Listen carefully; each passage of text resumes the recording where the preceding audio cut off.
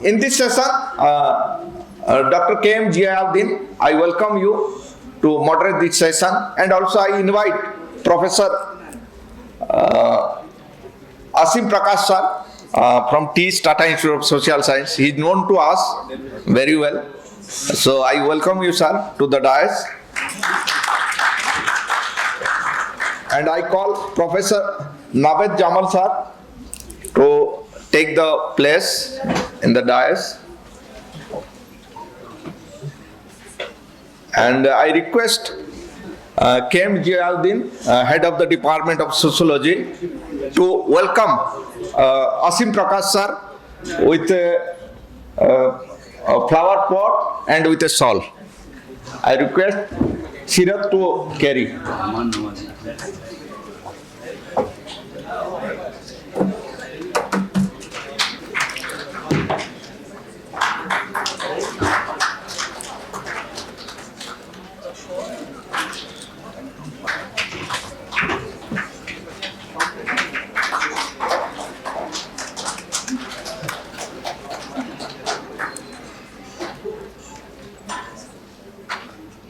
Thank you sir.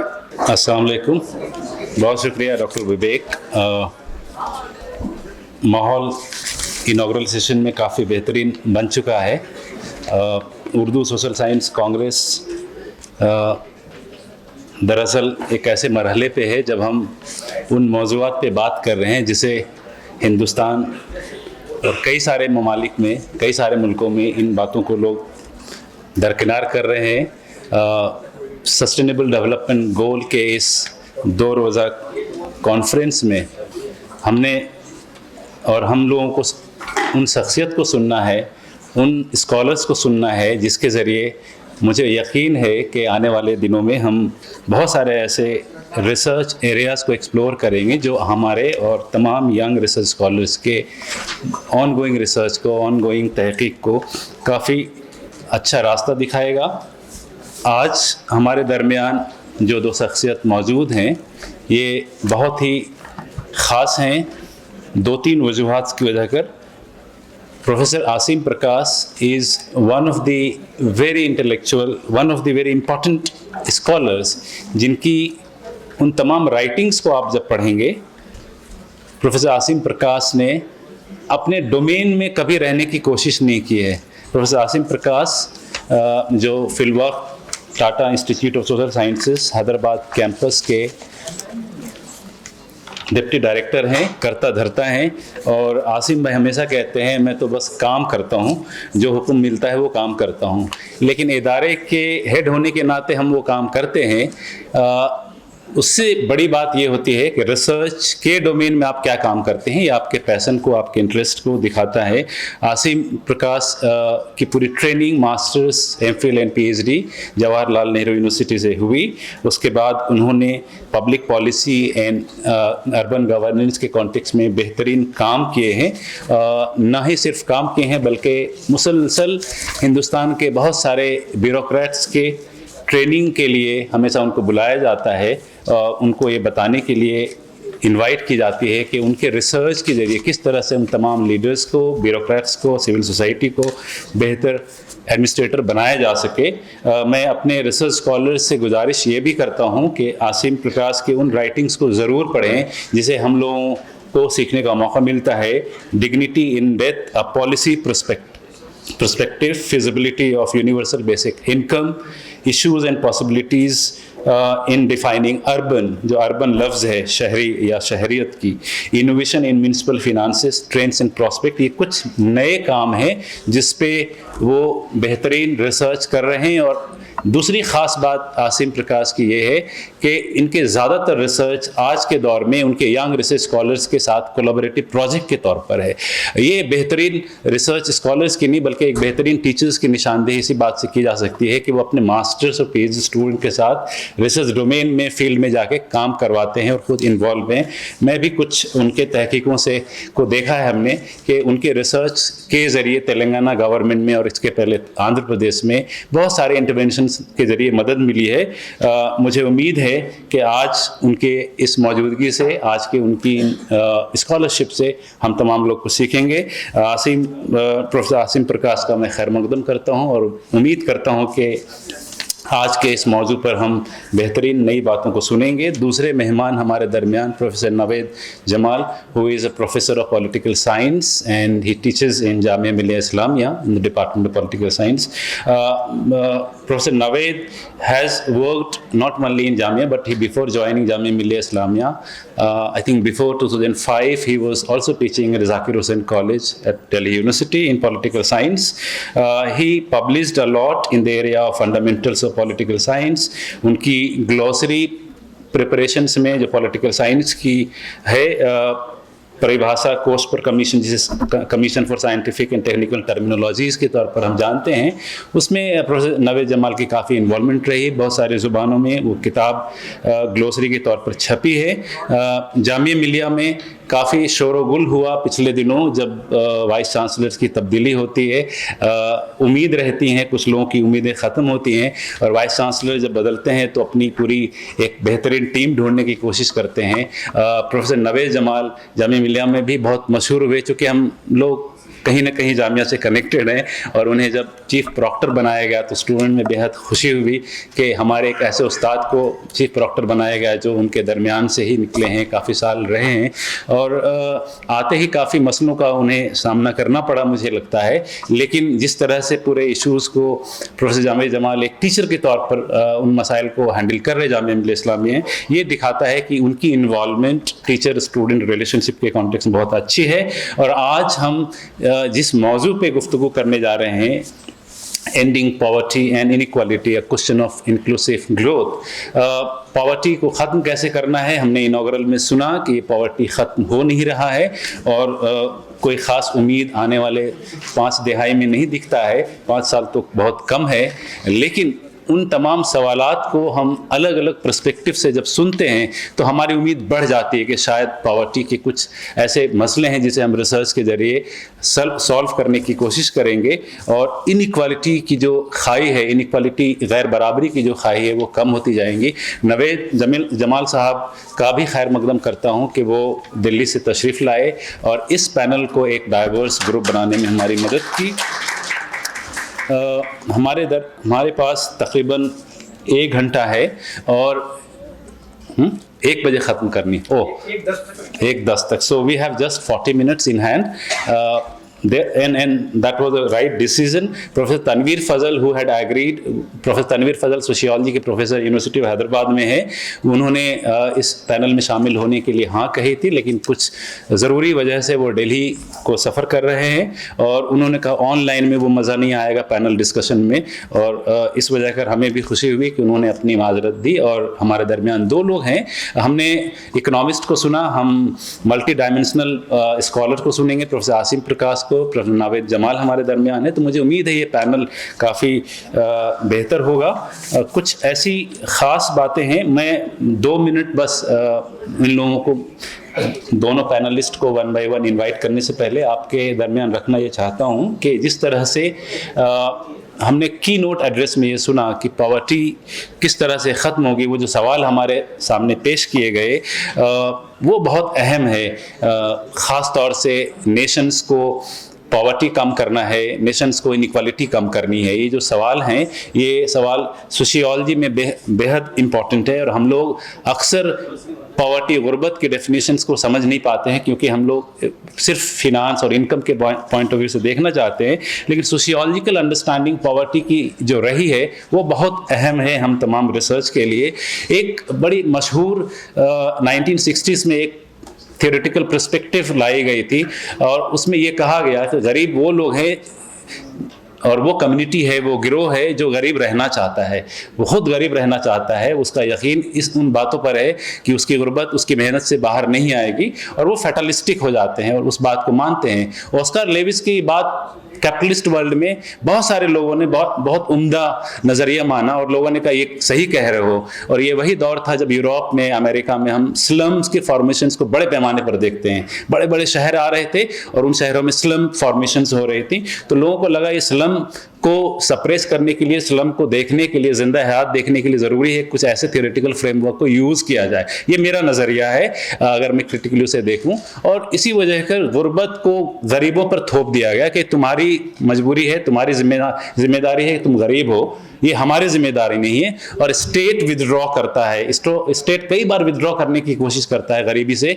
अपने हाथ को धोने के लिए, गरीबी को कैसे कम किया जाए। इकोनॉमिस्ट ने बार बार आईना दिखाया है हर दौर में, हर हुकूमतों को, हिंदुस्तान को भी, कि गुर्बत की तादाद इतनी है, ठीक करें आप। और जिस तरह से की नोट में कहा गया कि जब राशन 80 करोड़ लोगों को दिया जाएगा तो हम खुश हो गए, और हमने गरीबी की जो डिक्लाइन को बहुत स्टीप देखा है। नीति आयोग की रिपोर्ट आप देखेंगे, इतना खूबसूरत रिपोर्ट दिखाई देता है कि हम लोग तकरीबन 30%, 29% कुछ पॉइंट गरीबी को 9 साल में कम होते हुए देखते हैं। ये बड़ा खतरनाक है कि हम लोग गरीबी को बेहतरीन तरीके से कम होते हुए देखते हैं, लेकिन गुर्बत हर जगह नजर आती है।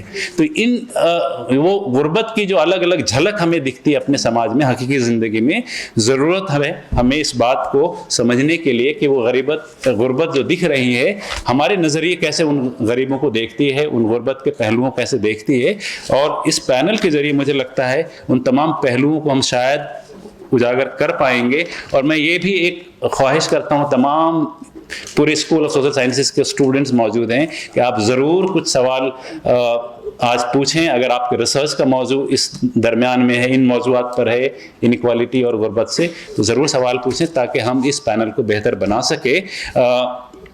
We may have maybe 15 or 12 minutes each panelist, 12 to 15 minutes, so we can have at least 10 minutes of discussion with the students. All right. So this is now I welcome all of you to engage into this very interesting panel discussions. मैं सबसे पहले professor Naved Jamal को दावत देता हूं कि वो आज के इस मौजू पर poverty, ending poverty and inequality पर अपने ख्याल पेश करें। अस्सलाम वालेकुम मोअज़्ज़िज़ सामीन और प्यारे तलबा, दिस इज़ मेरे लिए बहुत एजाज़ की बात है कि आज मैं आपके सामने हूँ और इस मौज़ू पे हम बात करेंगे। अभी मैंने स्लाइड्स दी हैं, वो अभी डिस्प्ले होंगी तो जल्दी हमारा काम भी आसान हो, क्योंकि 15 मिनट का हमें वक्त दिया गया है। और जिस तरह पहले सेशन में हमने देखा कि बहुत बड़े इशू हैं जो हमारे सामने हैं, मुल्क के सामने हैं, हमारे सामने टीचर्स के, और आप यंग जनरेशन के सामने। ये एशियन सेंचुरी है, और एशियन सेंचुरी ये आप युवाओं की सेंचुरी है, उसमें आप सभी का बहुत अहम किरदार रहेगा पूरी दुनिया में। और वो उस सेंस में भी रहेगा कि आज जब हम देख रहे हैं कि जैसे, क्योंकि विकास में भी वही ग्लिच आ रहा है और उस ग्लिच को हम ओवरकम ही नहीं कर पा रहे। कई अनेकों देश में नामकरण हुए, पंडित जी ने भी कई लोगों को विकास के नाम से जाना, लेकिन वो पंचतन में लीन हो गए, हम नई दुनिया से भी चले गए। लेकिन आज भी हम लोग यही सोच रहे हैं कि हम प्रगतिशील हों, विकासशील हों, और ये नहीं हो पा रहा। तो पहली जो बात मैं रखना चाहता हूँ कि ये एक इक्तिसादी पैराडॉक्स है, और ये इक्तिसादी पैराडॉक्स इसलिए है क्योंकि ग्रोथ विदाउट डेवलपमेंट है। जब हम बात करते हैं मेरा परिवार विकास, आगे बढ़े पूरा परिवार, लेकिन वहाँ एक भाई तो आगे बढ़ रहा है, दूसरा भाई नीचे जा रहा है। और वो इसलिए हो रहा है क्योंकि हम सब एक ही परिवार में, लेकिन हम सारे लोगों का नहीं सोच रहे। इसी में 230 मिलियन जब पीपल की हम हिंदुस्तान में बात कर रहे हैं, तो यहाँ पे मल्टी डायमेंशनल गरीबी है, एक लेवल पे नहीं है, ये कई लेवल पे, जहाँ क्योंकि उसमें आपका सामाजिक देख लीजिए आप क्या स्तर है।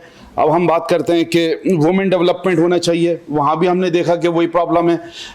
ज़्यादातर घरों में बच्चियों को खाना नहीं पूरा मिल पा रहा। वर्ल्ड हेल्थ ऑर्गेनाइजेशन कह रहा है कि हिंदुस्तान में सबसे ज़्यादा अनिमिक बच्चियां हैं, और फिर हम उन अनिमिक बच्ची को आशीर्वाद क्या देते हैं? पुत्र भवा। अरे भाई, सेहत भवा, सेहत होगी तो ये पुत्र हो या पुत्री हो, हाथ आ जाएगा, दुरुस्त हो, कुछ मुल्क के लिए कुछ रहबरी करे, ये हो, दुआ दो। लेकिन आज क्या दुआ देते हैं? कि भाई ऐसा नहीं है, धर्म विशेष नहीं है ये सब में, भाई बच्चा नहीं हुआ तुम्हारा, लड़का क्यों नहीं हो रहा भाई, अरे भाई लड़का हो लड़की हो, हाथ आ जाएगा पूरा हो। That is problem of contextualizing the whole aspect when we talk of social development. तो ये सोशल डेवलपमेंट क्या हो रहा है, what type of social development we are thinking, उसी में हम बात करें अगर जो पॉवर्टी की, तो अमात्य सेन के कॉन्टेक्स्ट में वो बात करते हैं कि किस तरीके से फोकस जो है इनकम पे नहीं, आय पे नहीं होना चाहिए। फोकस कहाँ होना चाहिए कि किस तरह हम जो इंसान में सलाहियतें हैं, कैपेबिलिटीज हैं, उसको हम एक्सपेंड करें। जब ये एक्सपेंड हो जाएंगी तो खुद मुख्तारियत आ जाएगी। अगर हम हिंदुस्तान की बात करें तो हिंदुस्तान में 4 जातियां होती थी। जब ब्रिटिश काल से पहले जब मुगल आए तो मुगल अपने साथ लाए कारखाना, और उनके साथ आए कारखानदार और कारीगर। तो ये इकोनॉमिक सिस्टम आया, पूरा निजाम, जहां आपने देखा इंडस्ट्री हुई, और वो इंडस्ट्री इतनी आगे बढ़ी कि आप पूरे मुल्क में बाहर भेजना शुरू कर दिया। जहां स्पाइसेस जाती थी आपके प्रोडक्ट्स भी जाने लगे, और उसमें 40% जीडीपी में हम वर्ल्ड ट्रेड में हमारा शेयर था, जीडीपी के अलावा भी आप छोड़ दीजिए। तो 40, ये मैं नहीं कह रहा, ओईसीडी के डाटा कह रहा है, आप देखिएगा, organisation economic development and corporation, united nation में इंडिया का ब्रिटिश काल, जो सर बात कर रहे थे कि जो दस्तक राइट दिए गए इतिहास में, जब दस्तक राइट गोरों को दिए गए, तो गोरों के आने से पहले भारत का अर्थव्यवस्था में विश्व में 40% भागीदारी थी। तो आप समझ सकते हैं हमारे रुपये का कितना मान और सम्मान था। तो ये सब जब हम बात कर रहे हैं वो क्यों था, क्योंकि हम खुद मुख्तार थे। वहां भी प्रॉब्लम्स थी, ऐसा नहीं है, वहां भी विषमताएं थी। जैसे जाति की आप देख लें, क्योंकि कास्ट और जाति में भी बहुत फर्क है। तो जिस दिल्ली में मैं रहता हूं, आज भी आप जाइए वहां, तो 90% मुसलमान दिल्ली से बाहर ही रहते थे। कौन कौन से, ये भी मैं बता दूं आपको।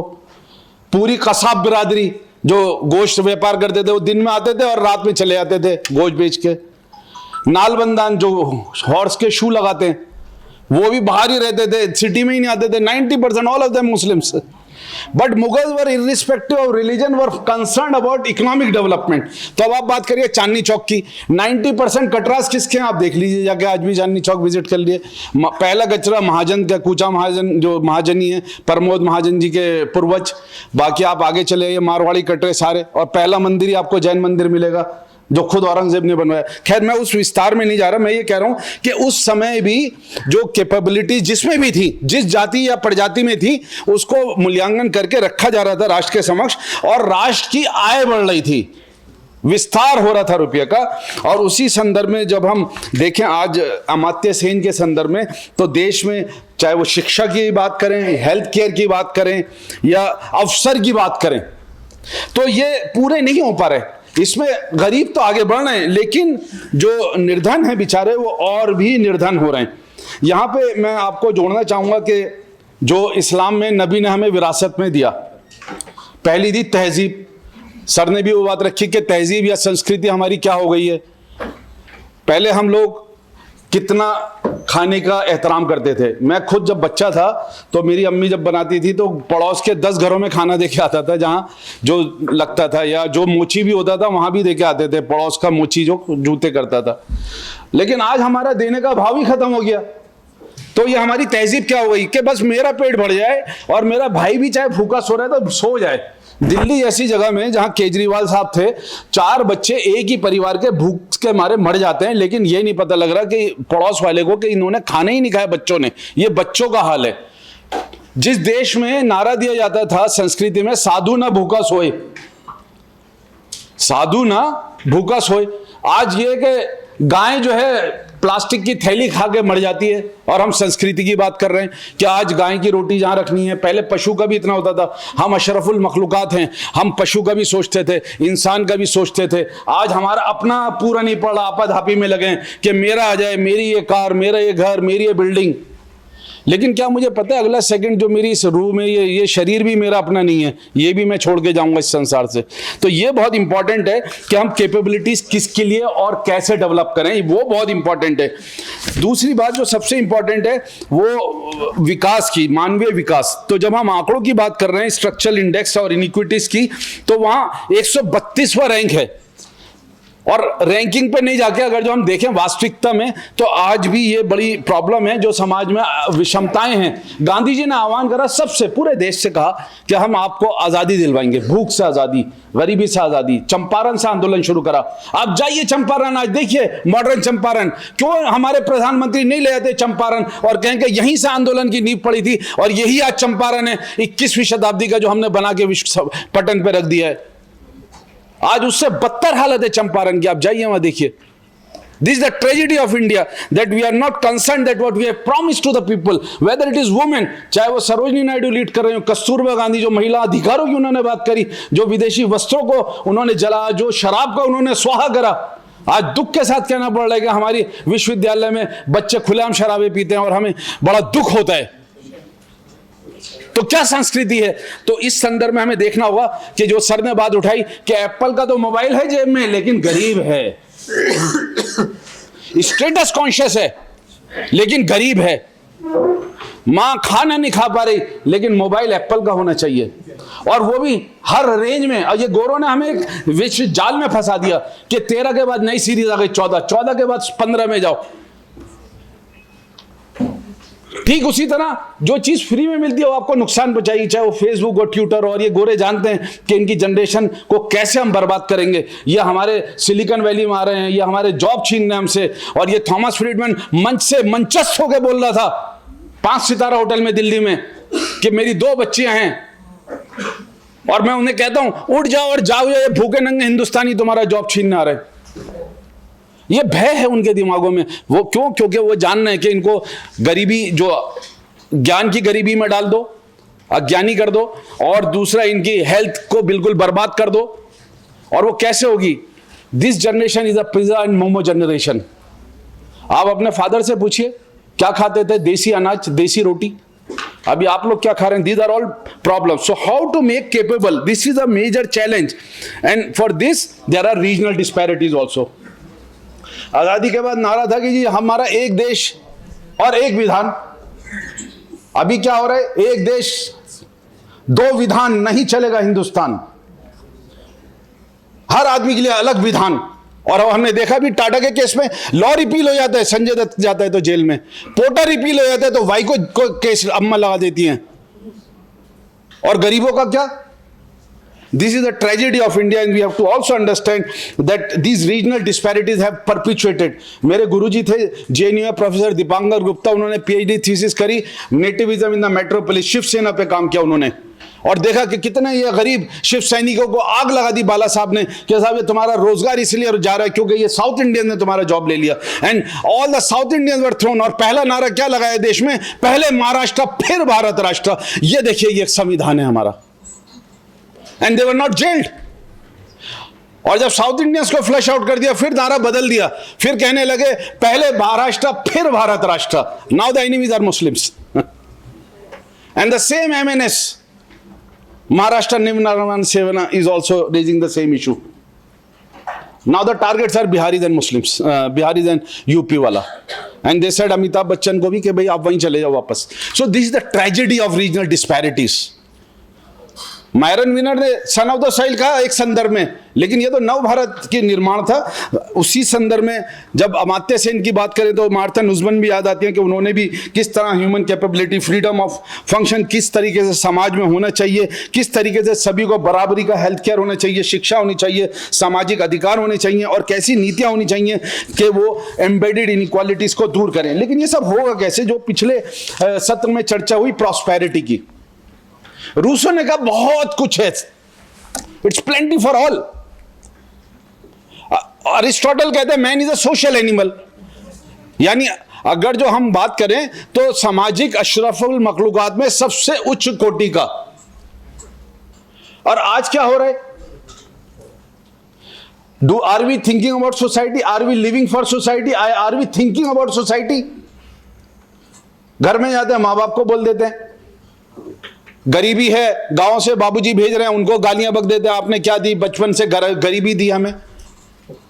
लेकिन उनसे कभी पूछा कितनी नींदें उनकी उड़ गई हैं जो आप यहां इस विश्वविद्यालय में, इस पटन पे आके छात्रावास में पढ़ पा रहे हो?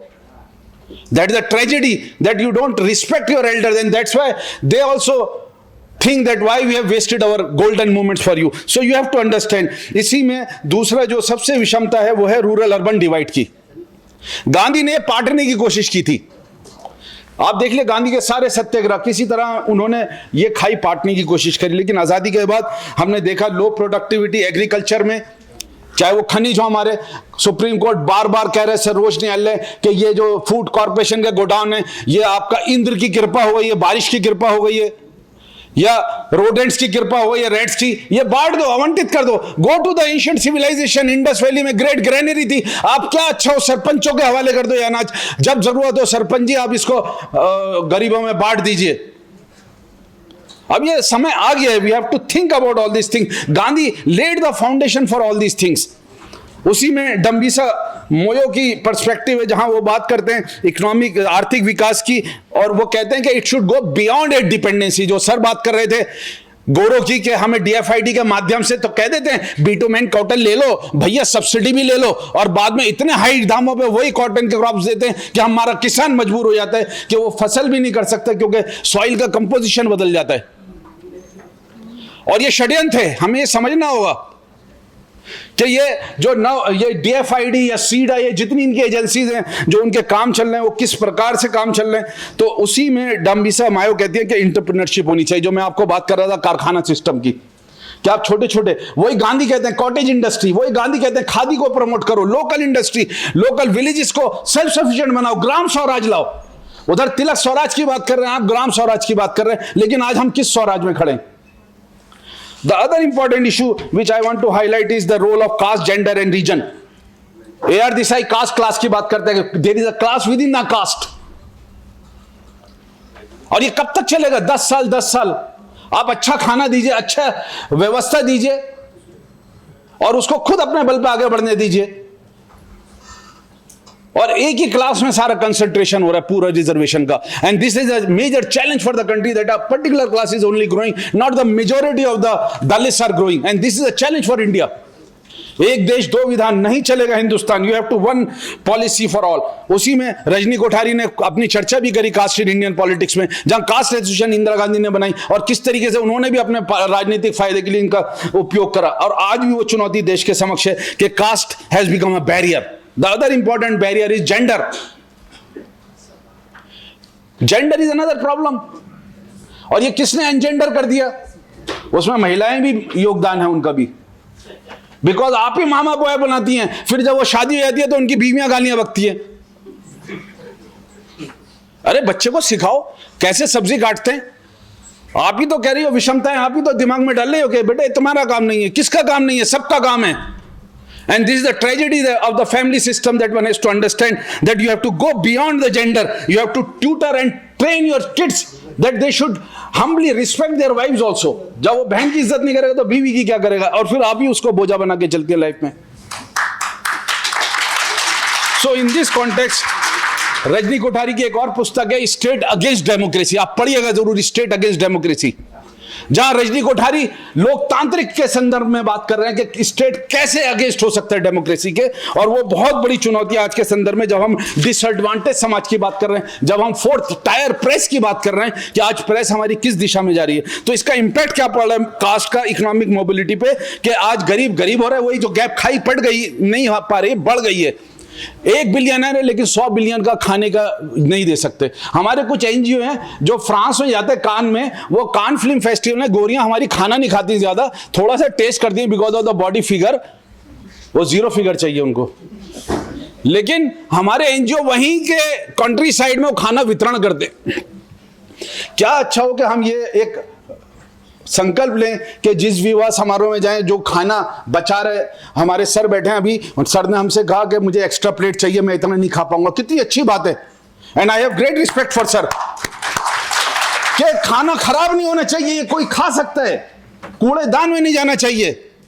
वी शुड रिस्पेक्ट, चाहे आप इसको अन्न देवता या रिस्क, कितनी अहमियत है इस रिस्क की, आप सोचिए कि किसी का पेट भर सकते हैं आप। और ये कास्ट जो हम देख रहे हैं अमात्य सेन का, कि किस तरह सामाजिक न्याय होगा, वहाँ सिस्टमिक बैरियर हमें दूर करने होंगे, ट्रेडिशनल हेरार्कीज जो है वो दूर करनी होंगी। और उसी के लिए सबसे इंपॉर्टेंट जो हमें देखना होगा कि ये होगी कैसे। अभी दमों का आपको एग्जाम्पल दे रहा हूँ मध्य प्रदेश में, कि जहाँ पहले सरपंच पद ही होता था, अभी जो है शपथ लेने देवर भी जा रहे हैं, ससुर भी जा रहे हैं, अभी पंचतन में लीन होने वाले हैं। अरे भैया तुम तो आधे चिता में जा चुको, तुम अब इसको जाने दो बहू को, ये भी तो तुम्हारे घर की है, दर्दों की है, नहीं है तुम हाथ रख के तो लाए हो सर पे, लेकिन वो शपथ ले रहे हैं। और this is against the very constitution, oath and affirmation का चैप्टर है। Why this DMs have not been booked in Indian constitution according to the law, जिन्होंने ये शपथ दिलाई, और क्यों समाचार पत्रों में ये चीजें नहीं आती? Because this disparities has been perpetuated. मेरे फादर हैं, जब जाते थे हम, मैं छोटा सा था तो डीडीए, तो मैंने बोला ये डीडीए क्या है बाबूजी? बोले कि डाकू दलाल आश्रम है। मैं बोला ये क्या बोल रहे हैं आप? बोले ये डीडीए नहीं है, दिल्ली डेवलपमेंट नहीं है, यहाँ डाकू बैठे हैं, वो पैसा चाहिए। और उसमें उन्होंने मुझे एक बताया कि एक इनमें शर्मा जी भी हैं, तो मैंने उनसे पूछा पंडित जी आप तो शर्मा हैं, कम से कम आप तो डरो। बोले भैया मेरी जेब में कुछ नहीं आता, आधा जागरण में जाएगा, 15% बीवी के पास जाएगा, बाकी इन अफसरों में जाएगा। This is the tragedy. And Whittle यहीं से the central vigilance commission paste कर दी सारे नाम corrupt IAS, IFS, IPS officers of India. None of them were suspended, and one among them was lady Renuka Chaudhary, who even became the Lok Ayukta after retirement. This is a tragedy. And this is where we have to understand that how we have to cope up addressing the regional inequalities. We need the Gandhian model of trusteeship. We need the Gandhian model of cooperatives. We need the way that the community development program was started by Pandit Jawaharlal Nehru in 1952, which was very, very important. And it was a landmark under the auspices of the United Nations that this community development, and in this Robert Chambers have very much highlighted that how we need a participatory rural development. और ये गांधी की बात कर रहे हैं, to integrate local communities, to bring in marginalized area which should not be left behind. दूसरा, क्योंकि अभी समय कम है मेरे पास, चिट आ गई है और ये मुझे लग रहा था थोड़ा समय रहेगा। दूसरा जो सबसे इंपॉर्टेंट है वो जो स्कीम्स गवर्नमेंट ला रही है, जैसे MG नरेगा, ठीक है, इसमें भी प्रॉब्लम्स हैं। We have seen how the JAM trinity has been misused, Jan Dhan Aadhaar and mobile telephony. The other is one nation one ration, ONORC, which is also very important, where Jeffrey such perspective is important, who talked of technological infrastructure. अभी देश में जैसे हम ही ग्रस्त हो गए technology से, सब कुछ होते हुए भी व्यवस्था अव्यवस्थित हो गए, तो ये संकट तो गांव में उससे ज्यादा है। वो वेवलेंथ नहीं है, वो टेक्नोलॉजी में आपके सिग्नल्स नहीं है, वो गरीब करेगा क्या उस मोबाइल का लेके?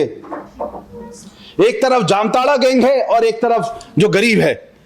That is the tragedy of modern India, how we are going to cope up. The other is also healthcare, where we have the Ayushman Bharat, where Michael Marmot, social determinants of health, it becomes very, very important that health outcomes are deeply influenced by factors in terms of education, income, services. और इसी में हमें देखना होगा health equity, 24/7 365 days अवकाशग्रस्त, यानी जो छुट्टियों का पूरा देश हमारा जो है छुट्टियों का देश माना जाता है विश्व में। But your mother is on not on leave, छुट्टियों के वाले दिन डबल काम। That the tragedy on an anemic woman, you are putting a more tragedy. So you have to rethink, you have to internalize, you have to respect. The other is systemic failure, and इधर मैं अब आखिर की तरफ जा रहा हूँ। What are the systemic failure challenges हैं? सुशासन कुशासन हो चुका है, वीक गवर्नेंस है। अतुल कोहली ने यहाँ कहा है, अतुल कोहली बहुत इंपॉर्टेंट थिंकर है, आप उनकी बुक जरूर पढ़िएगा, इंडियन डेमोक्रेसी, ये कोलंबिया यूनिवर्सिटी में। क्राइसिस ऑफ गवर्नेबिलिटी, यानी ऐसा हुआ है कि there are not crisis of governability और ungovernability. Then there is also digital divide.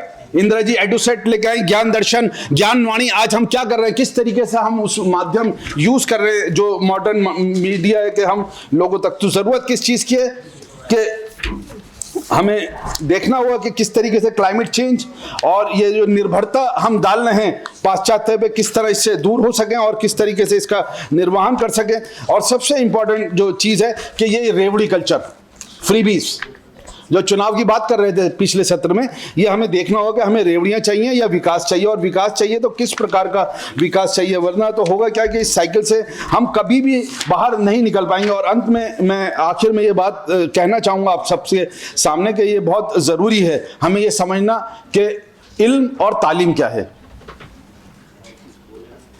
तालीम तो है आपके पास, क्या इल्म है? इल्म है आपके पास, क्या तालीम है?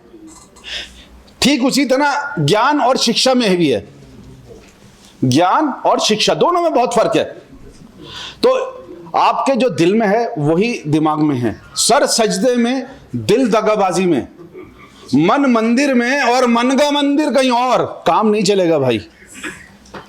सो honesty is the best policy. गोरे लेके आए, लेकिन हमारी संस्कृति में honesty is part of our life. We should understand this and that is the very important aspect of Iqbal कि खुद ही को कर बुलंद इतना कि हर तकदीर से पहले खुदा बंदे से खुद पूछे, बता तेरी रजा क्या है। Thank you very much.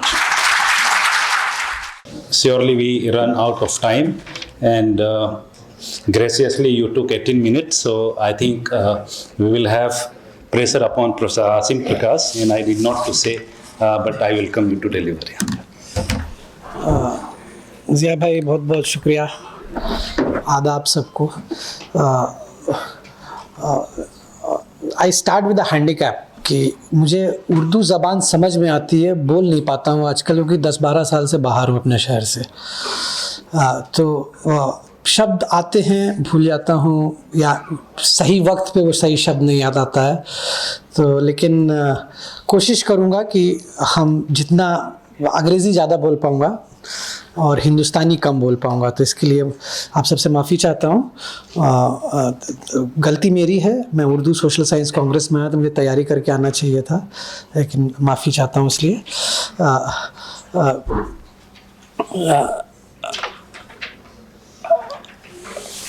मैं आपके सामने 3-4 मुद्दे रखना चाहता हूँ। पहला मुद्दा मैं रखूँगा जिससे मैं फ्रेमवर्क एक बनाऊँगा कि मैं उसके बाद क्या बोलना चाहता हूँ, कि आज का दौर में हम कैसे हकीकत समझ सकें। पहला, इस पे मैं पहले अपना एक फ्रेमवर्क रखूँगा, उसके बाद एक केस स्टडी एजुकेशन पे करके एक वहाँ पे इसको अंत करूँगा।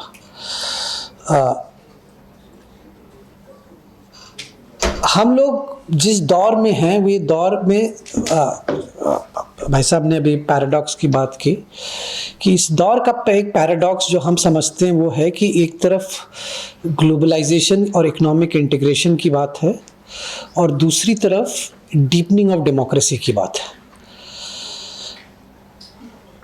अब ये दोनों अपने आप में कॉन्ट्रडिक्टरी हैं।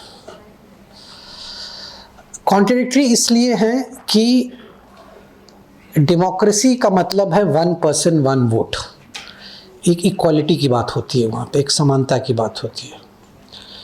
ग्लोबलाइजेशन के तहत बाजारीकरण होता है, मार्केट इकोनॉमी आती है जिसमें 1 पर्सन 1 वोट नहीं काम करता है।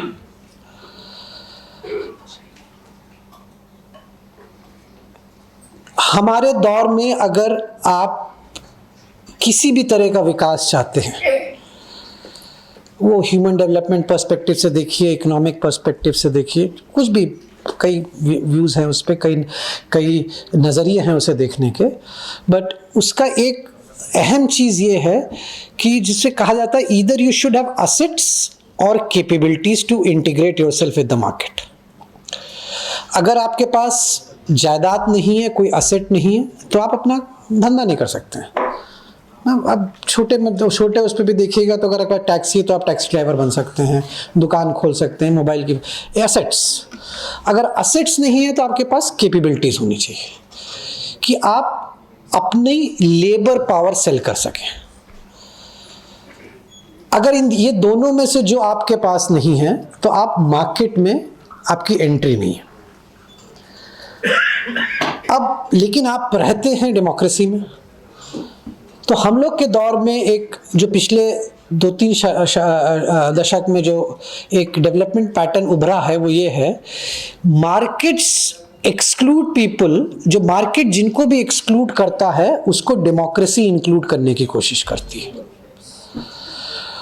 और भाई साहब ने बोला रेबड़ी, this welfare schemes are largely a reflection of that, कि you have been excluded by the market but democracy tries to include you, क्योंकि भाई हमको इलेक्शन में तो जीतना है उसके बाद।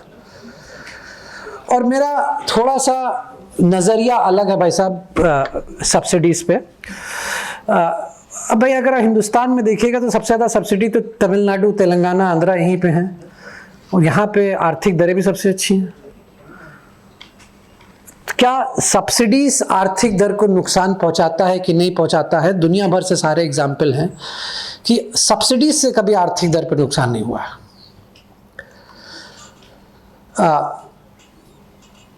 लेकिन let me come back to what I was trying to discuss here is that if you are excluded by the market, you are included by democracy. Even if you are not included, the perception of inclusion has to be there, otherwise democracy cannot survive. पहला paradox ये है। दूसरा paradox ये है कि political empowerment, हम लोग का जो जनरेशन है उसने पॉलिटिकल एम्पावरमेंट भी देखा कि कई तबकों में जहां पहले लोग अपनी राजनीतिक बातें नहीं रख पाते थे, अब फोर्सफुली बोलते हैं। और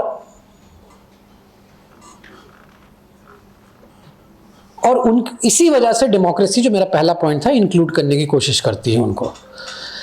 लेकिन पॉलिटिकल एम्पावरमेंट्स का मतलब ये, इसके साथ जो दूसरी चीज़ है वो इकोनॉमिक एम्पावरमेंट नहीं हो रहा। अगर मुझे सत्ता मिली है तो मेरा इकोनॉमिक भला भी होना चाहिए, मुझे इनकम मिलनी चाहिए, मुझे वेलफेयर मिलना चाहिए, यूनिवर्सिटी मिलनी चाहिए। इकोनॉमिक एम्पावरमेंट नहीं हो रहा है। तो ये डिसजंक्शन है between political empowerment and economic empowerment. अब इसको हम कैसे देखें? अब हम इसके लिए क्या कर सकते हैं? हमने आपके सामने एक प्रॉब्लम रखी है, इसको हम कैसे समझें? इसका मैनिफेस्टेशन क्या है?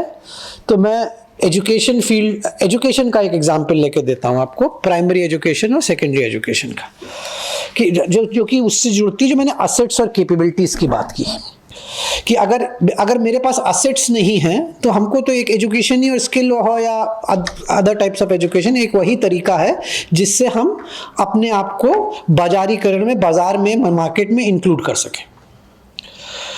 अब पहला चैलेंज जो हम लोग के यहाँ था वो हम लोग ने बहुत ही successfully we have address that is at least at the level of primary education की एनरोलमेंट। अब हमारे 98% 99% एनरोलमेंट है एजुकेशन में।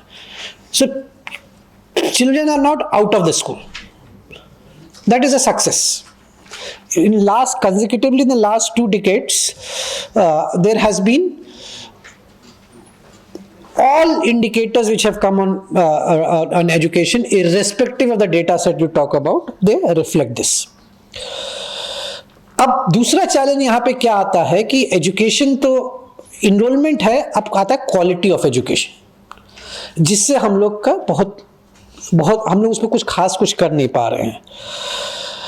अब अगर इसमें आप देखिएगा तो इसमें मेरा थीसिस क्या है कि you are not excluded from the domain of education, but you are adversely included in the education system. Adverse inclusion का मतलब क्या है कि जो पिछड़े तबकों के लोग हैं, marginalised social groups, for them the outcome of education is not similar to people who have come with from a better family. Sociology में इसको कल्चरल कैपिटल कहा जाता है। तो उनके लिए आउटकम बहुत अलग है। हो सकता है कि हम एक ही स्कूल में पढ़ रहे हों, एक ही शिक्षा ग्रहण कर रहे हों। अब दिल्ली जैसे शहर में 25% सीट्स रिजर्व हैं जो एरिया के नाम पे, बैकवर्डनेस के नाम पे, जो भी है।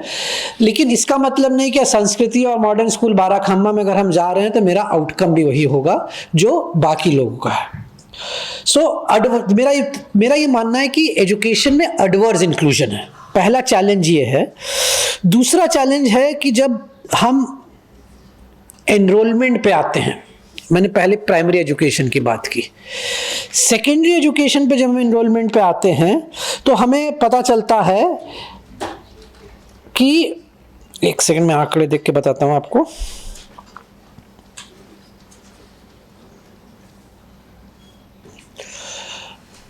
लड़कियों का एनरोलमेंट लड़कों से ज्यादा है। पहली चीज तो ये है, इसको अच्छा मानना चाहिए, लेकिन उसकी अलग सोशियोलॉजिकल रीजन है कि लड़के स्कूल क्यों नहीं जाते हैं, क्योंकि वो धंधा पानी में चले जाते हैं, लेबर बन जाते हैं। लेकिन हम उसमें नहीं जा रहे हैं, हम दूसरा पॉइंट रखना चाहते हैं आपके ऊपर। लेकिन उसके ज़्यादा दिक्कत क्या है कि लड़कों का एनरोलमेंट प्राइवेट स्कूल्स में ज़्यादा है। इसका मतलब ये हुआ कि आप लड़कों को खास तरीके की अच्छी एजुकेशन देना चाहते हैं, लड़कियों को नहीं देना चाहते हैं। और परसेप्शन है, मेरा ये मानना है कि सरकारी स्कूल ज़्यादा अच्छे होते हैं, लेकिन परसेप्शन है central school are the best system in the country, लेकिन परसेप्शन है कि प्राइवेट स्कूल ज़्यादा अच्छा होता है। हम ऑर्डिनरी स्कूल्स की बात कर रहे हैं, हम मिडिल क्लास एलीट स्कूल्स की बात नहीं कर रहे हैं। अब तीसरा है, आप देखिए कि सबसे ज़्यादा enrolment even below SC STs मुस्लिम गर्ल्स।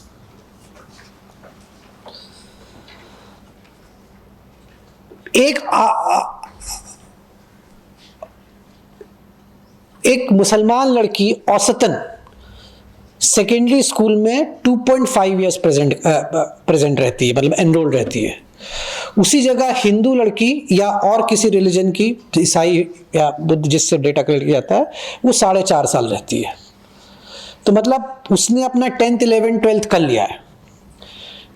और जो मुसलमान लड़कियां होती हैं उनका 2-2.5 साल औसतन उनका है। ज़्यादातर 10th क्लास से पहले ड्रॉप आउट हो जाती है। इसका डेटा देख के बताया जा सकता है कि कितने प्रतिशत ड्रॉप आउट होते हैं कि नहीं होते हैं। अब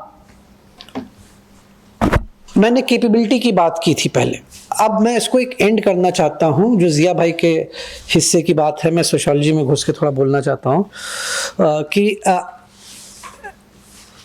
पहला चीज़ तो है कि जब हम स्कूल में हैं तो हमारी स्कूल की पद्धति और स्कूल का जो इन्वायरमेंट है वो हमारे दरमियान एक एस्पिरेशन नहीं क्रिएट कर पाती है।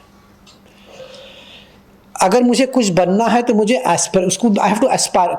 आपा दोनों एक सोशियोलॉजिस्ट हैं बहुत बड़े, वो कहते हैं कैपेसिटी टू एस्पायर, कि मुझ में वो कैपेसिटी टू एस्पायर नहीं है कि हम क्या करेंगे इसके बाद। अब वो कैपेसिटी टू एस्पायर क्यों नहीं है? कैपेसिटी टू एस्पायर इसलिए नहीं कि एस्पिरेशंस कोई सपना नहीं है, ख्वाब नहीं है। ख्वाब ये होता है कि मैं शाहरुख खान बन जाऊंगा ना, ये ख्वाब हुआ, फिर आंखें, फिर और आँख खुल गई, कहते हैं ना, और आँख खुल गई। एस्पिरेशन वो होता है कि जो हम अपने दायरे में रह के सोचते हैं कि मुझे ये करना है। अब aspirations are born out of the socio economic ecosystem which you grow up in. और ये सोशियो इकोनॉमिक सिस्टम हम अपने एक हद तक सोच सकते हैं। अगर मेरे पास आज साइकिल है तो हम सोचेंगे कि स्कूटर। हम आपको बताएं, जैसे हम लोग की ज़िंदगी थी, मैंने भाई से मैं मोटरसाइकिल की फ़ोटो इकट्ठा करता था। सब लोग छोटे जब यंग होते हैं सबको मोटरसाइकिल चाहिए होती है। तो एक दिन उसने मुझे बुला के बोला कि अगर जो भी नौकरी करोगे तुम, करने के बाद इसमें से एक भी मोटरसाइकिल नहीं खरीद पाओगे, पापा से पैसे मांग के एक बजाज स्कूटर लोगे और अपनी नौकरी पे जाओगे। ये उस समय दायरा उस समय का था, दौर उस समय का था। उस दिन से मैंने मोटरसाइकिल छोड़ दी। तो मेरा जो एस्पिरेशन है वो सिर्फ वही हो सकता है, एग्जाम्पल देके कह रहे हैं, कि जो हम सोच सकते हैं। और स्कूल का ये रोल है, बहुत ही अहम रोल है, कि वो जो अच्छे इंस्टीट्यूशन माने जाते हैं, आप मानू में हैं, टिस में आइए, JNU, जामिया, जहाँ जाइए, उसमें आपको एक you are given a capacity to aspire कि हम ये कर सकते हैं। और जो मैंने बात शुरू में की, अगर आपके पास कैपेबिलिटी नहीं है तो आप मार्केट में नहीं जा सकते। आप याद रखिए, लिबरल डेमोक्रेसी का एक अहम प्रिंसिपल है जॉन लॉक के समय से। लिबरल डेमोक्रेसी में वोट उसी को पहले मिला था जिसके पास प्रॉपर्टी थी। Property is the central Tenet of liberal democracy. ये तो बात की बात है कि बिना प्रॉपर्टी के वोट आप दे सकते हैं। पिछले 2-3 मिनट और लूँगा बस, कि आप बिना India was the front runner in that. But हम ये बात कहना चाहते हैं कि मार्केट्स में अगर आपके पास कैपेबिलिटी नहीं है तो आप मार्केट में नहीं जा सकते। आप will be at the marginalise, you will be sought to be included by welfare policy, जिसको आप रेवड़ी कहिए या कुछ भी कहिए, पेट्रेनेज कहिए, या जो भी कई राजनीतिक शास्त्रियों ने कई नाम यूज़ किए हैं इसके लिए। लेकिन बात यही है कि वो इसलिए है क्योंकि आप मार्केट में नहीं है। मार्केट में आप सिर्फ तभी जा सकते हैं जब आपके पास कैपेबिलिटी हो, वो कैपेबिलिटी एजुकेशन से आती है। दिस इज आई थिंक जब मुझे ठीक करिएगा मैं गलत तो नहीं बोल रहा हूं, एसडीजी का गोल नंबर 4 है ये। और वो कैपेबिलिटी तभी आ सकती है जब हमारे स्कूल में 3 चीजें हो। पहली चीज तो पेडागॉजी और करिकुलम, ये बहुत अहम है। हम लोग बहुत ही खुश नसीब हैं जो इस तरह के इंस्टीट्यूशंस में बैठे हैं। बहुत से राज्यों में यूनिवर्सिटी में तो हम कितनी बार फील्ड वर्क करने जाते हैं, हम देखते हैं कि लोग यूपीएससी की तैयारी कर रहे हैं और उनको यही नहीं मालूम है कि किताबें क्या पढ़ी जाए, और 12-12 घंटे 15-15 घंटे पढ़ाई करते हैं लोग। तो पहली चीज है ये पेडागॉजी। तो हमारा अहम मुद्दा है कि हम उस तरह से टीचर्स कैसे लाएं, पेडागॉजी कैसे क्रिएट करें जो आपको एस्पायर करने की कैपेसिटी दे कि हमको ये करना है। और मेरा ये मानना है कि उसकी शुरुआत घर और स्कूल्स और कॉलेजेस में हो सकती है। नहीं तो मार्केट बेस्ड इकोनॉमी में आपके पास सिर्फ वेलफेयर पॉलिसीज रहेंगी जो आपको से एक उसको कहते हैं मुगालता देंगी कि आपके लिए कुछ हो रहा है। You will never be at equal terms in whatever sphere you are participating. I will end by saying that the idea of democracy is also to claim what you want to realize. और वो claim हम किसी protest या किसी strike उसकी बात नहीं कर रहे। Claim is to take your right as a citizens and that can only be through a full fledged educational system. मैं यहीं खत्म करूंगा। थैंक यू सो मच मुझे अपॉर्चुनिटी देने के लिए।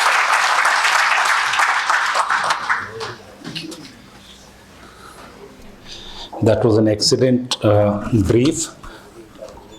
अब ये फ्लोर क्वेश्चन आंसर्स के लिए ओपन किया जाता है।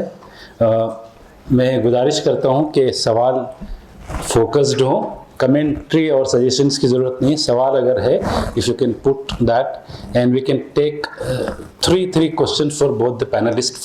फर्स्ट राउंड में 3 सवाल एक साथ ले लेंगे ताकि आसानी होगी जवाब देने में। यस या मेरा सर क्वेश्चन है प्रोफेसर अजीत प्रकाश साहब से। आपने अभी बात की क्वालिटी ऑफ एजुकेशन, तो मैं दिल्ली में रहा हूँ 17-18 ईयर, तो मैं रियलाइज करता हूँ कि एसआरसीसी का स्टूडेंट या मिरांडा हाउस का या राजर्स कॉलेज का इकोनॉमिक्स ग्रेजुएट उसे लाखों रुपये का पैकेज मिल जाती है। सेम सिलेबस सेम एजेंसी का एक श्यामलाल कॉलेज है 10 किलोमीटर आगे, उसको बिल्कुल ना के बराबर मिलता है। 10 किलोमीटर और आगे जाइए गाजियाबाद एमएच कॉलेज है, वहाँ लोगों को कुछ भी नहीं मिलता है। तो इस पैटर्न को 30 किलोमीटर रेडियस में देखते हैं। इसके लिए कौन जिम्मेदार है? कैपिटल जिम्मेदार है कि जो प्रीमियर इंस्टीट्यूट उनको हायर करता है इंटेंशनली कि वहाँ पर जो लोग पढ़ते हैं, ब्यूरोक्रेट के बच्चे पढ़ते हैं। तो श्यामलाल कॉलेज में पढ़ते हैं वो बिहार, यूपी या और स्टेट से पढ़ते हैं, पर सिलेबस सेम है 100%। इसको कैसे देखते? भारत में जब सबको बात कर रहा हूँ, इनइक्वालिटी का एग्जिस्टेंस अभी भी है, पहले भी था, आगे को भी रहेगा। लेकिन जब नीड्स हम लोग का फुलफिल नहीं हो रहा है तो सस्टेनेबिलिटी डेवलपमेंट कहाँ से पैदा हो रहा है? हमारा सवाल ये है कि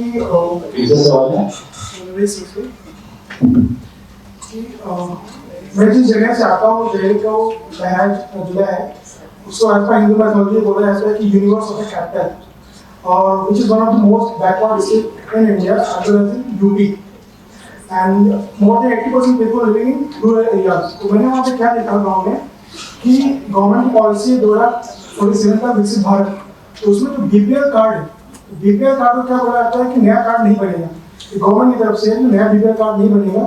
बीपीएल कार्ड जो कट जा रहे हैं उनको रख लिया जाता है और उसको तब ये बीपीएल कार्ड उन लोगों को दिया जाता है। वो एक लिस्ट बन जाती है कि वो अप्लाई करते हैं, उनको बीपीएल कार्ड चाहिए, ऐसे में वो अप्लाई करते हैं। उस बीपीएल कार्ड में फिर गांव में वो लोग बीपीएल कार्ड लेते हैं जो डोमिनेंट कास्ट के लोग होते हैं, क्योंकि वो रुपए दे करके फिर उसमें वो अपना हिस्सा ले लेते हैं और उसमें जो गरीब लोग हैं उनको नहीं मिल पाता। तो गवर्नमेंट की जो पॉलिसी है कि गरीबी हटाओ, उसको आप किस तरह से देखते हैं? मेरा दूसरा सवाल असीम प्रकाश सर से है कि पर्टिकुलर टू मुस्लिम सोसाइटी, कि मुस्लिम सोसाइटी में सर क्या होता है कि गरीबी को लेकर के मुस्लिम सोसाइटी गरीबी को कैसे डील करे, तो उसके लिए जरूरी है कि मैंने क्या अप्रोच किया कि मुस्लिम का जो माइंडसेट है इन इंडिया कि दो क्लास है, एक अपर क्लास एक लोअर क्लास, मिडिल क्लास बहुत ज्यादा ग्रो नहीं करता विद इन मुस्लिम कम्युनिटी। तो उसका जो अप्रोच है कि डीलिंग विद सोसाइटी कि व्हाट आई फील कि they are living a freedom mindset, authoritarian nature Muslim society का, उनमें से एक बहुत सारा हिस्सा ये है। तो उस सिचुएशन में भी मुसलमान जो यहाँ का है वो फेस कर रहा है सोशल वेलफेयर स्टेट की, मैं अपना किस तरह से पॉवर्टी को लेकर इश्यूज को, लेकिन यहाँ का मुसलमान फेस कर रहा है कि 1947 से पहले की सिचुएशन में आ गया है, उसका कल्चरल इश्यूज, उसकी आइडेंटिटी, उसका रिलीजियस प्लेस, उसका सर्वाइविंग को लेकर के उसका इश्यूज है। तो वो गरीबी और सर्वाइवल के बीच में कैसे डील करेगा, मेरा आपसे सवाल है कि किस तरह से इश्यूज। अस्सलाम वालेकुम। सर माजरत के साथ पूछना चाहूँगा कि अक्सर मेरे जहन में सवाल पैदा होता है, हम हमेशा जो है ख़वातीन के मुताबिक पढ़ते रहते हैं, सुनते रहते हैं कि हमेशा ये कहा जाता है कि मर्द जो है ख़वातीन पर जुल्म तशद्दुद के जिम्मेदार हैं और सिंफी जो मसावत है उसको बढ़ावा देने में भी उन्हीं का रोल रहा है।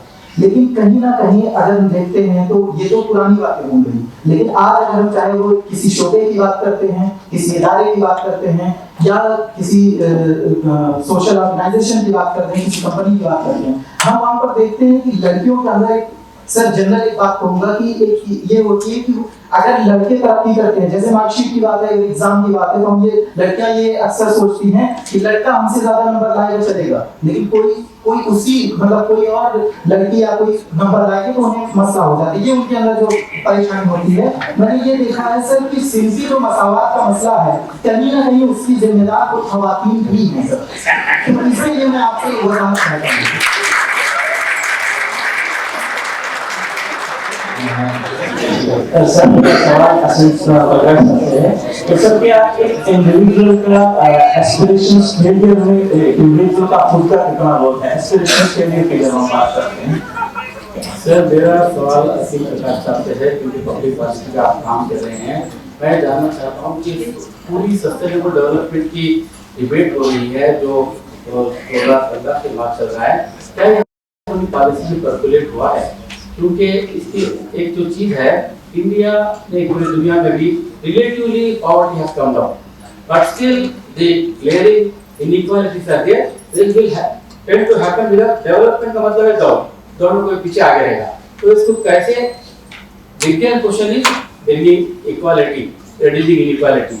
तो वहां पे आपके साथ बजाऊंगा कि subsidies are not as bad, ये सब्सिडीज की वजह से काफी तो एक्चुअली ये सचमुच में पर्कुलेट हुआ है क्या पॉलिसी में? Are they are thinking before making policy sustainable development? क्योंकि पिछले हमारे सेमिनार में मैंने पेपर किया था मैकेनिज्म फॉर सस्टेनेबल डेवलपमेंट, हमने देखा ऐसा कोई मैकेनिज्म नहीं है। जैसे डिजास्टर मैनेजमेंट के लिए पूरा इंडिया में नेशनल डिजास्टर मैनेजमेंट लेके डिस्ट्रिक्ट लेवल तक एक मैकेनिज्म है, ऐसा कोई मैकेनिज्म नहीं है।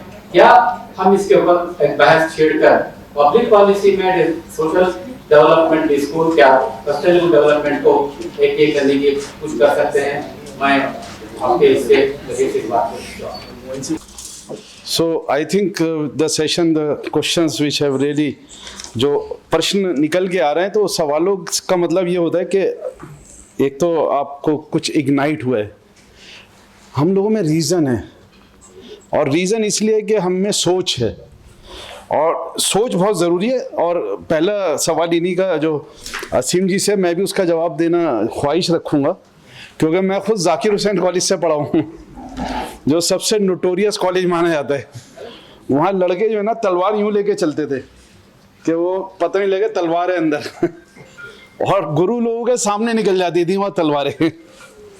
तो वहाँ हमारे उस्ताद होते अमरीश गांगुली और भटनागर, राम भटनागर, MP जैन, सब आ जाते थे राजनीति विज्ञान। अरे ये क्या हो रहा है, तुम कहाँ से आ गए हो, भागो, ये कॉलेज बच्चों के लिए है, पढ़ने के लिए।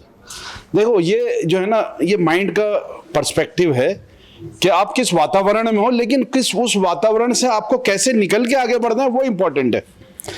और उस समय हम लाइब्रेरी जो जहाँ हम बैठे हैं, ये प्रांगण जो है लाइब्रेरी, ये बहुत इम्पोर्टेंट है।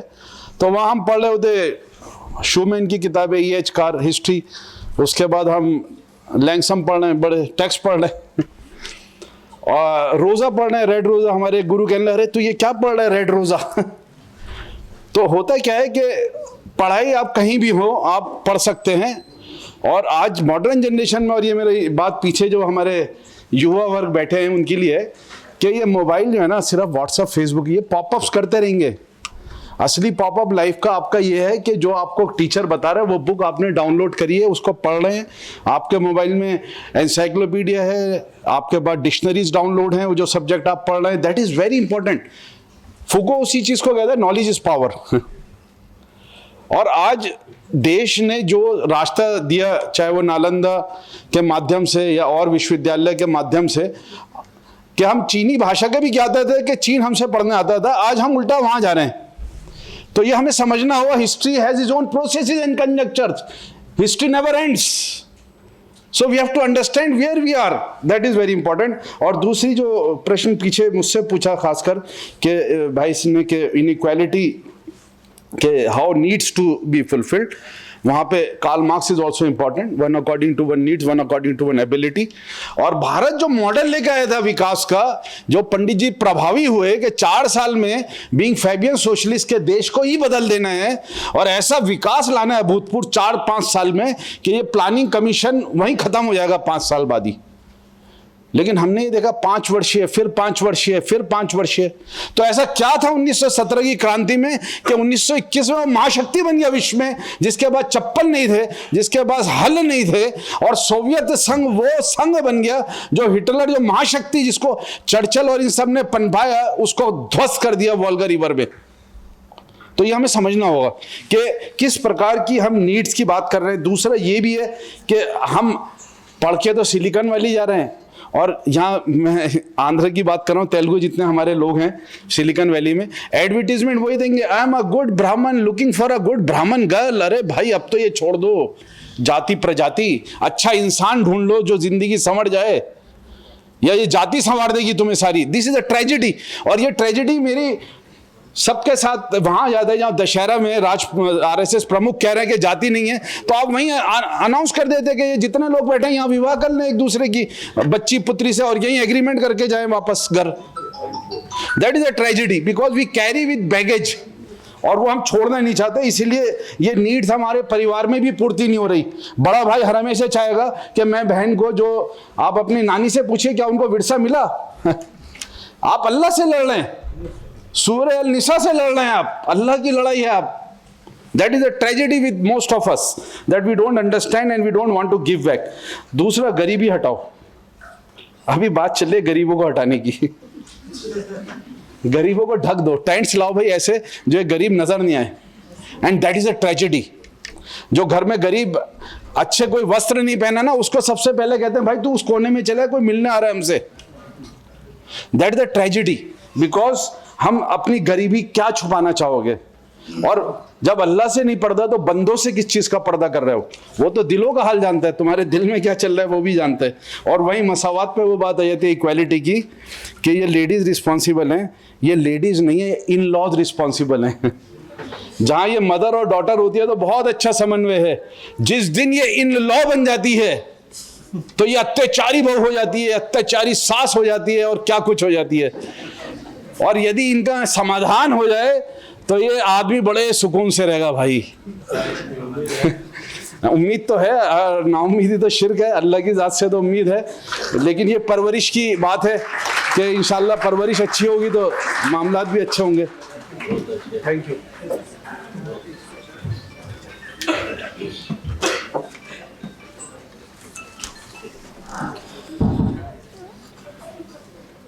देखिए, पब्लिक पॉलिसी का सेंट्रल क्वेश्चन क्या है कि हम आपकी बात से शुरू कर रहे हैं, जो आपने SDG के बारे में सवाल पूछा।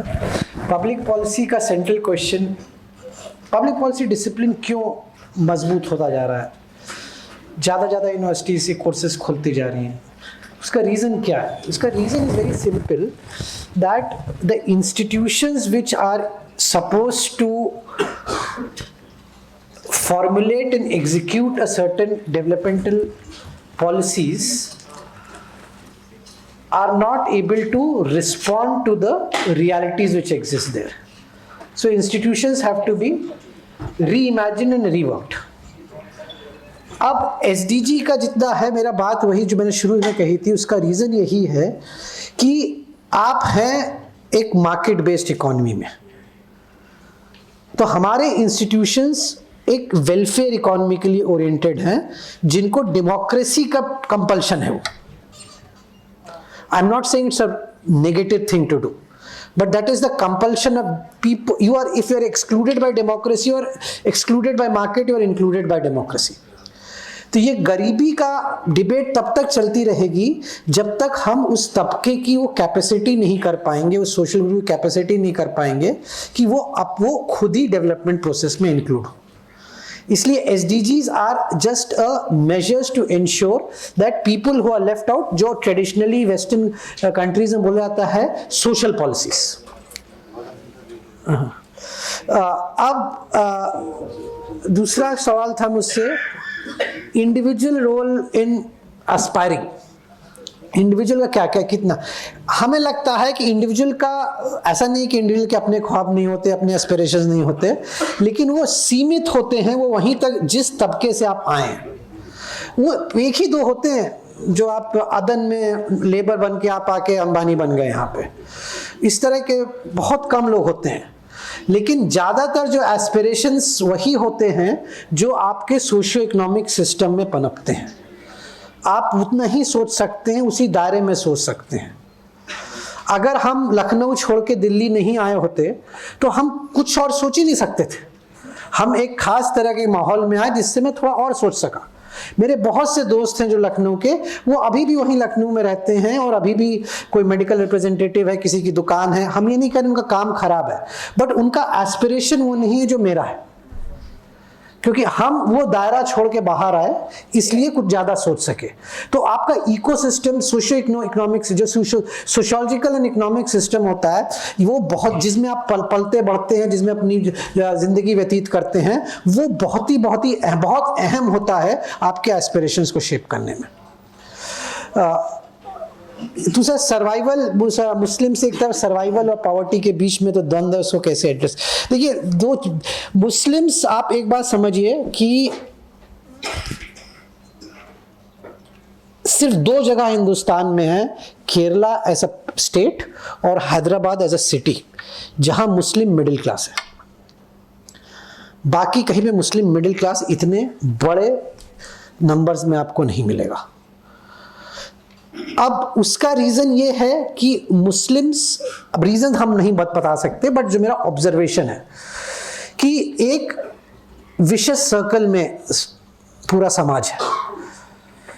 विशेष सर्कल ये है कि उनका, मेरे जितने, मैंने मुस्लिम मिडिल क्लास पे मैं काम कर रहा हूँ, तो मैंने बहुत से इंटरव्यूज़ लिए हैं, तो उसमें उनका ये कहना है कि हमको मार्केट में ही काम करना है, क्योंकि मेरा वहाँ पे सोशल नेटवर्क है और वहाँ पे the perception of discrimination is far less than if I get into a state job and do a job in a bank और इन अ गवर्नमेंट ऑफिसेस.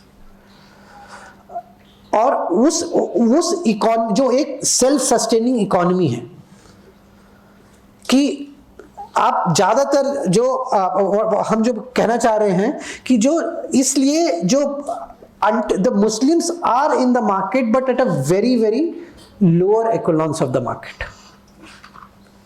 और वो किसी तरह वो सोशल नेटवर्क के बाहर नहीं निकल पा रहे हैं.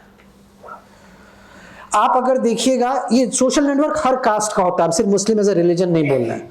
जैन का अपना होगा, अग्रवाल का अपना होगा, शर्मा का अपना होगा. जिस किसी भी शहर में जाइए, सारे बाजार एक सोशल नेटवर्क्स पे हैं, किसी भी शहर में जाइए.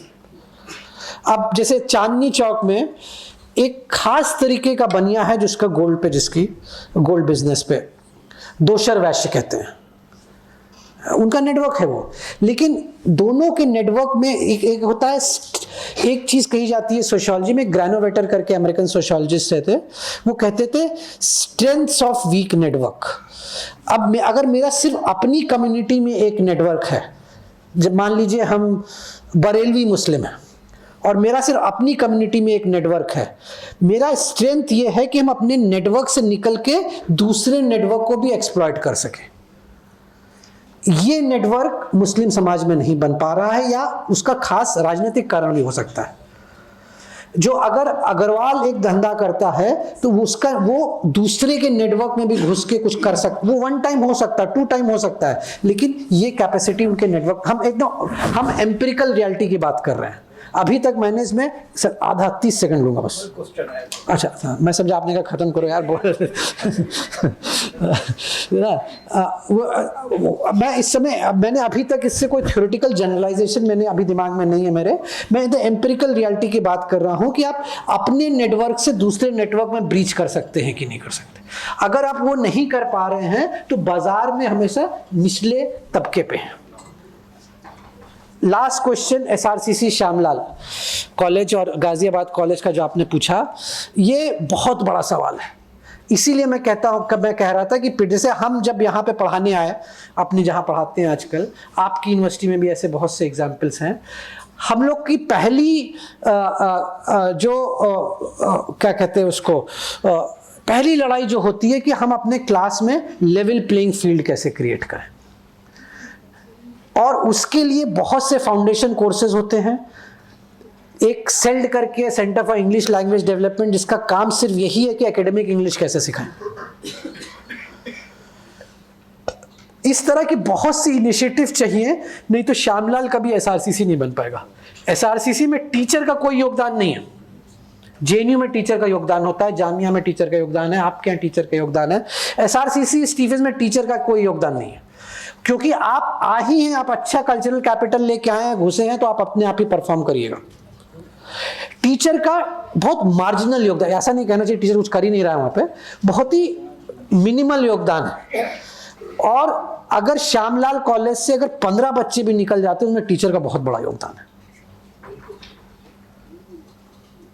मैं ये कह के यहाँ खड़ा, सर आपका कुछ सवाल था जी। आपने कहा केरल का एग्जाम्पल दिया और आपने हैदराबाद का दिया कि मिडिल क्लास यहाँ पर है, तो इस मिडिल क्लास में आप मार्केट के साथ नहीं। उसके अलावा हैदराबाद वो शहर है जहाँ नवाबियत चली आ रही है 200-300 साल से, इसका भी तो एब्सोल्युटली हम ये नहीं कह रहे क्यों मिडिल क्लास हुआ, मैं कह रहा हूँ नंबर ज्यादा है, मैं उसमें गया ही नहीं। और आपका इसी की निजाम के समय से, निजाम के पहले से ना, यहाँ पे जो समृद्धि है वो अभी की नहीं है ना। अगर हम कहें हैदराबाद पिछले चंद्रबाबू नायडू ने बना दिया, ऐसा कुछ नहीं है, समृद्धि पहले से है, उसको टैप किया है। वही योगदान गल्फ का है केरला में। लेकिन हम ये बात ही कहना चाहते हैं कि यहाँ पे एक मिडिल क्लास तबका पैदा हुआ है। Sorry,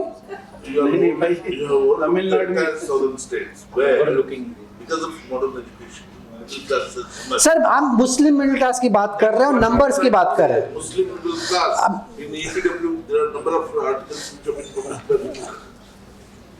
I will look into them, but हम हो सकता, मैं मानता हूँ कोई इसमें सोशल साइंस में कोई चीज़ डेफिनेट नहीं होती ना। I will take that into account, I look into that, but हम लार्जली एक नंबर्स की बात कर रहे थे कि जहाँ पे ये 2 जगह पे एक कंसोलिडेशन है, और उसका रीजन हिस्टोरिकल है। कोई चीज़ 10-20 साल में नहीं होती सर, मैं एकदम मानता हूँ उसका हिस्टोरिकल रीजन। अगर बिहार आज खास तरीके से और तेलंगाना आज खास तरीके से, उसका हिस्टोरिकल रीजन है। हाँ, इसका ऐसा नहीं कि पिछले 20 साल 30 साल में ये हो गया, but that's a different debate. Time ज़्यादा बचा नहीं। Thank you so much. Thank you Asim भाई। प्रोफेसर नावेद जमाल, ज़रूर हमने बहुत सारे इश्यूज़ को उभारा है, हमने बहुत सारे मौजू को आइडेंटिफाई किया है। पैनलिस्ट की सबसे बेहतरीन खूबी ये थी कि उन्होंने सवालों को हमारे सामने पेश किया, उसके बहुत सारे डिटेल्स में नहीं गए। इनफैक्ट प्रोफेसर आसिम प्रकाश की जो बात थी, social capital, cultural capital, aspirations, और किस तरह लिबरल डेमोक्रेसी सब्सिडीज़ को कंटिन्यू कर रहा है, ये तमाम ऐसे एरियाज़ हैं जिसे हम हो सकता है अगले 2 दिनों में टेक्निकल सेशन में डिस्कस करेंगे, और उस पर बहुत सारे रिसर्च किए जा सकते हैं। डेफिनेटली एक ख़ास बात जो सवालों से आ रहा था जेंडर के पॉइंट ऑफ व्यू से, कि इन लॉज या father in laws, mother in laws, I think हम लोग हमेशा उस प्रोडक्ट को देखते हैं जो हमारे सामने बड़ा होकर एडल्ट होकर पेश आता है, वो फ़र्द को देखते हैं, हम उस प्रोसेस को नहीं देखते हैं। ज़रूरत इस बात की है कि हम पूरे तरबियत के प्रोसेस को देखें, सोशलाइजेशन प्रोसेस को देखें, और वही जड़ है। और वो एक दिन का नहीं है, वो 10 दिनों का नहीं है, उम्र के आखिरी मरहले तक चलता है। कुछ लोग बुढ़ापे में बदल जाते हैं और बहुत सॉफ्ट हार्टेड हो जाते हैं, पूरी ज़िंदगी वो जुल्म सितम करते हैं, तो वो शायद प्रोसेस का नतीजा रहता है कि आखिर में वो बदल जाते हैं। हम कहते हैं बड़ा अच्छा इंसान है। इसलिए हमें उन तमाम सोशियोलॉजिकल रीजंस जो आसिम प्रकाश ने रिफ्लेक्ट किया है, मुझे लगता है I learn a lot from those questions, pedagogy, curriculum, social Capitals, and also how professor Naved Jamal ने जो उन तमाम बातों को हमारे सामने रखा, डिस्पैरिटी के कॉन्टेक्स्ट में, रीजनल डिफरेंसेस कॉन्टेक्स्ट में। आई थिंक लार्जली वो कैनवस था पॉलिटिकल इकोनॉमी का, जिसे हमें देखनी चाहिए कि किस तरह से जो इस पैनल का मौजू था, एंडिंग पॉवर्टी इनइक्वालिटी, हमें डायरेक्टली कुछ नहीं दिखाई दिया होगा। आप लोगों को लग रहा होगा पॉवर्टी पे कोई खास बात नहीं कर रहा है, लेकिन पॉवर्टी को सस्टेन रखने में, पॉवर्टी को अलग अलग चेहरों से हमारे सामने जिंदा रखने में इन तमाम वजूहात ने बहुत बड़ा रोल अदा किया है। इसलिए उन रीजंस की तरफ हम जाएंगे, और मुझे उम्मीद है सबका साथ अलग चीज़ है, लेकिन कम से कम ये तो ज़रूर हो कि हर इंसान का, हर फर्द का विकास हो। उस पॉइंट ऑफ व्यू से हम रिसर्च करें, उस पॉइंट ऑफ व्यू से हम अपनी तहकीक को कुछ रास्ता दें। मैं बेहद शुक्रगुजार हूँ दोनों पैनलिस्ट का, और ख़ास तौर से पूरी ऑर्गेनाइजिंग टीम का, कि जिसने मुझे ये मौका दिया सीखने का, और आप सबके दरमियान इन दोनों पैनलिस्ट को पेश करने का बेहद शुक्रिया। तमाम ऑडियंस से एक बार फिर गुजारिश है, तमाम रिसर्च स्कॉलर स्टूडेंट से, कि लंच के बाद ज़रूर आप वापस इस कमरे में आए, ताकि हम अगले टेक्निकल सेशंस को बाज़ाब्ता अच्छे से शुरू कर सकें। बेहद शुक्रिया, थैंक यू सो मच।